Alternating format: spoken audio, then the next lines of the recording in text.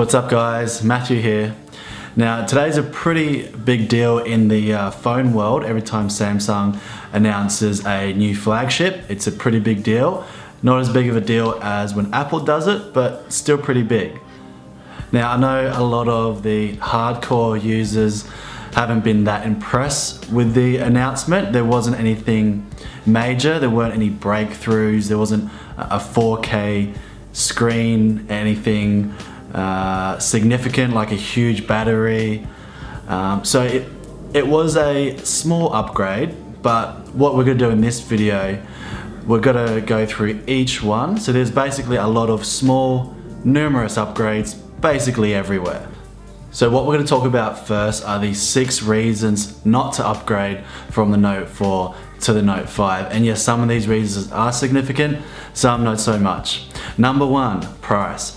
You're looking to spend at least a couple $100 more if you want to pick up the Note 5. It's definitely something worth considering. Number 2 is actually the UV sensor. Now, probably not a big deal to most people. I've only used it a couple of times when I was playing tennis and I wanted to test the Australian sun and scored through the roof. Number 3 would be the micro SD support. It's gone, just like the S6, it's also gone for the Note 5. This probably is a big deal for a lot of people. So that's definitely something worth noting. The removable battery.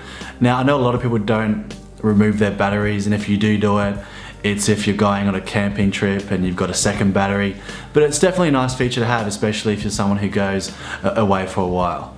Number 5, it's actually the infrared sensor. It's gone. This was a little odd. Samsung hasn't done this before, and it's actually something that we didn't see coming. A lot of the newer phones have the IR blaster now. Basically allows you to change the channel on the TV. Again, not a big deal, but it is something nice to have. Now number 6, and probably the biggest reason not to upgrade to the Note 5, is they actually put a smaller battery. Why would you do this? I actually can't get through a whole day using my Note 4 currently. I've always got to charge it midday or towards the end of the day. Yes, I do use my phone a lot, so you can imagine how disappointed I was when they decided to do this. Now obviously why they did this, it's common sense. They wanted to make a thinner phone so it looks prettier when your casual phone user goes in there. They see how light it is and it looks all pretty, and for some reason Samsung thinks that'll sell more hardware.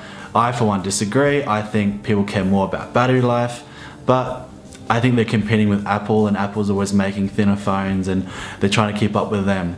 Now onto the Note 5, yes, they did actually upgrade a lot of things, a lot of little things everywhere.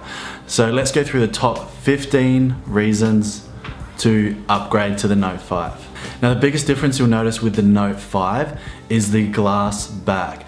Now I'm not so eager to put that down as an advantage over the fake leather back of the Note 4, because there's pros and cons to both sides. The glass back is more fragile, it has less friction, so it's easier to drop, there's more smudges, you can't remove it, so I'll leave that out. Now an advantage I will put on is the frame definitely looks improved. It's more curved, more ergonomic, definitely looks more comfortable to hold. Number 2 is actually the auto ejectable S Pen. We saw this in all the rumors, we knew it was coming. It's kind of cool, it's number 2. Number 3, and actually personally the biggest improvement I liked, which is really important on a big phone, they've actually slimmed down the bezels. So it'll be easier to hold now with one hand. Number 4, they finally got rid of the back speaker. Probably the dumbest design choice a phone manufacturer can make, having the speaker firing away from you instead of towards you. It's still obviously not up to the standard of HTC and Sony with front firing speakers, but it's on the bottom, still better than the back. Now number 5 is the 4 gig of RAM from the 3 gig. Now this is actually also a pretty big improvement. My Note 4 was actually lagging quite a bit at certain times when with multitasking and so forth. Now I'm not sure if this is actually a problem with the RAM itself or just the operating system is just too bloated with TouchWiz, yeah, 4 gig is still better than 3. Front facing camera has also been improved from 3.7 to 5 megapixels, so I guess you'll take better selfies. Up next is wireless support built in for the charging capability, so you just sit it on there, give it a couple hours and it will charge to full battery. Now the GPU and CPU have both been bumped up slightly, so you can expect a little bit of performance on both ends. Now of course, like every new Samsung phone, it's also gotten a little bit thinner, about 12% thinner, and it's also gotten about 3% lighter. So I don't know if that's a big deal. Like I said, it's come at a cost to the battery size. Now the Note 5's back-facing camera is almost identical to the Note 4's back-facing camera. Now this isn't a bad thing. The Note 4's camera was already amazing. They've managed to increase the aperture to about 16% greater on the Note 5, so nighttime photos should look a bit better. Another nice improvement, they've actually been able to upgrade the old fingerprint sensor from the Note 4, so it should be able to recognize you a lot easier this time around. Now, an overlooked upgrade to the Note 5.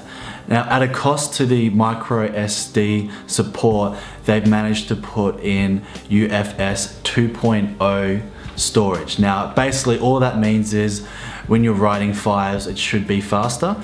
And the final upgrade is actually to the payment system. It actually has MST technology, which means you can swipe when you go and buy things at your local retailer. Now, this obviously isn't supported in a lot of countries, in fact, most countries, but it is something that will future-proof you going forward. Well, there you have it, guys. We've gone through every single reason why you should or should not upgrade to the Note 5. Let me know what you guys think down in the comments section down below. Will you guys be upgrading to the Note 5? Tell me what you think about it in general.